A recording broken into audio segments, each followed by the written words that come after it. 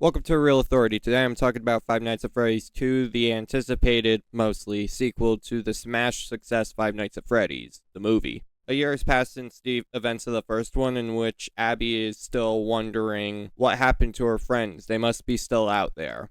And then when she gets this device, which basically leads her to believe that they're still alive, she basically follows the call with horrifying consequences. Before getting into this review, I haven't played the Five Nights at Freddy's video game. I feel like I should say that from the beginning because it sets the tone for the rest of the review, because there are a lot of people who have played Five Nights at Freddy's and are fans, so I don't want you to get upset at me if I criticize any element of the movies or the games that you love. I'm just letting you know out the gate because I really do not want a flood of comments saying, you don't get it, you're not a fan of the game. No crap, I haven't played the game. Just understand that from the get-go, and hopefully I'll be able to inform you of my thoughts. Now that we got that out of the way, might as well mention my thoughts on the first movie. The first time I watched it, I was like, it had so much good momentum for the first 2/3 of it, and then the ending kind of fell apart. I actually rewatched it earlier this year, in which it surprisingly got worse. I don't know why, I just found it was a lot more boring this time around. Maybe it's because the second time you watch something, it doesn't have the charm of it.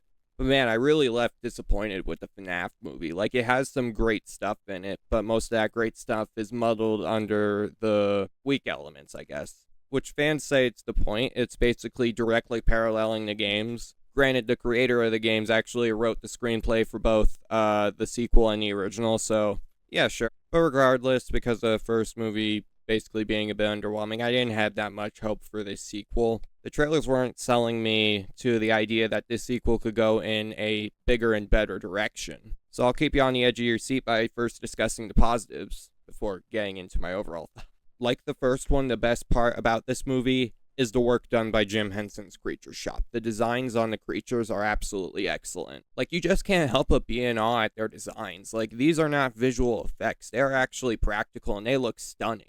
And with this movie, they actually are able to, like, vary the designs of the original. I mean, they do bring the designs that they did with the original back, but they're more able to add more designs of the same characters, and they look brilliant. Also, like the last movie, the acting's pretty good. I mean, they bring back the characters from the last movie. Josh Hutcherson, Piper Rubio, and Elizabeth Lail all still do tremendous work, although I will say it's more Elizabeth Lail's movie than Josh Hutcherson's this time, which I think is actually for the better because her character is absolutely more involved with the FNAF lore, I think, than Josh Hutcherson's character. But it's just more intriguing how her character progresses throughout this narrative. Like, it's not perfect by any means, basically wanting to follow her journey throughout the entire step of the road. I mean, Mike and Abby are intriguing too, but I do feel Vanessa is the standout character within this movie, and I do feel they did a good job at that. Emma Tammy's direction, like the first movie, no matter how many flaws there are with the screenplay, I do feel the directing is pretty extravagant. I mean, they didn't spend a hefty budget, maybe a bit more than the original,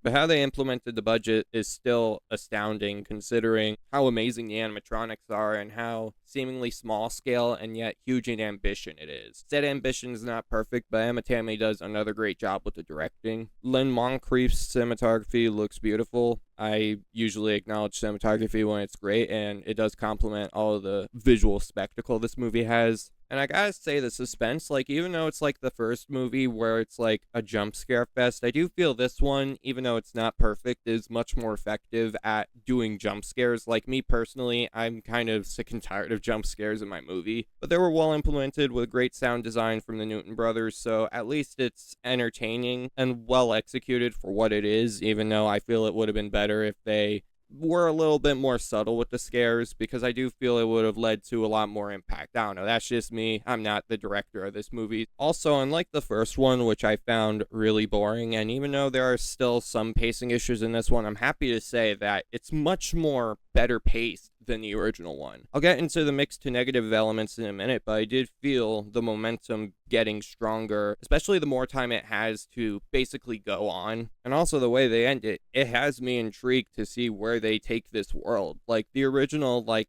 it had potential, but here it feels like it's setting up a movie which can fully realize this world's potential, and you know what? I'm interested in it, absolutely. Old Guard 3 may not be ever releasing, but FNAF 3, it should. That said, I do have some complaints. I do feel like the screenplay, while better than the original, it's still messy. And I kind of do get it because it's trying to be faithful to the games. As I said, Scott Cawthon, the creator of the OG games, wrote this one, so it does feel like he's adapting his work. I'm not sure if it's one to one, but he's definitely trying his best, especially this time around, to make it a compelling movie, because I do feel the first one is so muddled and confused and convoluted that it kind of hinders enjoyment, at least from a non-fan. And while there is a lot of convoluted stuff in here, I'm happy to say it doesn't interfere with the amount of fun that the movie's trying to have. So I definitely do think the screenplay is not a major issue this time around. What it is kind of something that may be unavoidable given the profitability of the FNAF movies, the PG-13 rating. Like, Predator Badlands came out last month and it kind of pushed the boundaries. I do feel like here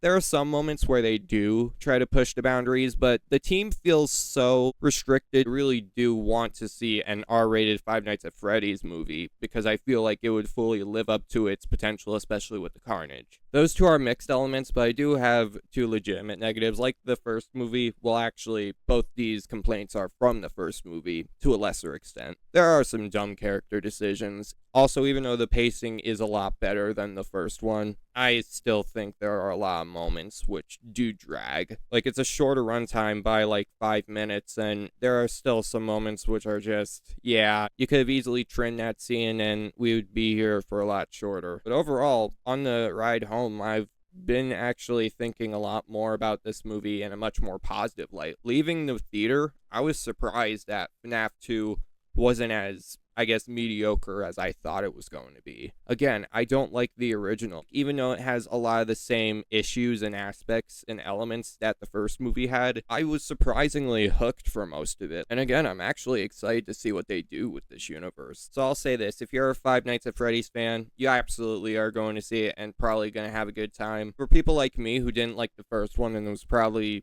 thinking that this sequel would be weak, I mean, I haven't seen the critic reviews yet, but they probably are tearing it apart. But in terms of enjoyment, this one is a lot more enjoyable to casual moviegoers than the original. It's not a horror movie of the year or anything. There are definitely better movies out there, especially in the horror genre. But FNAF 2 is surprisingly entertaining, and that was something I wasn't expecting. Like, I was expecting a 5 out of 10 when leaving the theater. I was thinking it was a 6 out of 10. Given some time and thought, I think the real authority approves and can bump it up to a 7 out of 10. Because you get exactly what you're expecting. A bit of a jump scare fest while also expansion of the lore that may get convoluted in a lot of places, but hey, you're entertained. Make sure you leave a like, subscribe to the channel, turn on post notifications, and comment your thoughts on the movie, and let me know which is better, the game series or the movies. Alright, peace.